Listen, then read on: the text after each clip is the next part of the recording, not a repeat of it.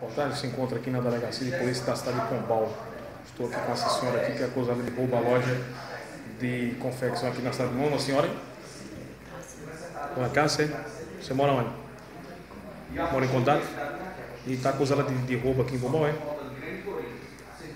Estão acusando você de roubo aqui em Pombal, é? É? Você roubou o quê? Meu dinheiro, mas não roubei dinheiro de ninguém, não. Roubou dele ninguém não. Tem certeza absoluta? E como as câmeras da loja lá dentro você roubou? A pessoa não tem prova aí que você roubou aí?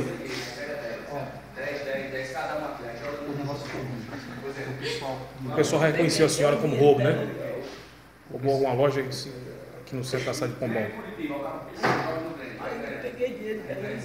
A reportagem se encontra aqui na Delegacia de Polícia da cidade de Pombal. Estou aqui com essa senhora aqui que é acusada de roubo à loja de confecção aqui na cidade de Pombal. Senhora? Dona Cássia? Você mora onde? Mora em Contato? E está acusada de roubo aqui em Pombal, é? Estão acusando você de roubo aqui em Pombal, é? É? Você roubou o quê? Meu dinheiro, mas não roubei dinheiro de ninguém, não. Roubou dele ninguém não. Tem certeza absoluta? E como as câmeras da loja lá dentro você roubou?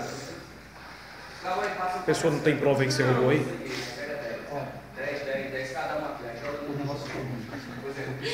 O pessoal reconheceu a senhora como roubo, né? Roubou alguma loja aqui no centro da cidade de Pombal. Mas eu peguei dinheiro dela.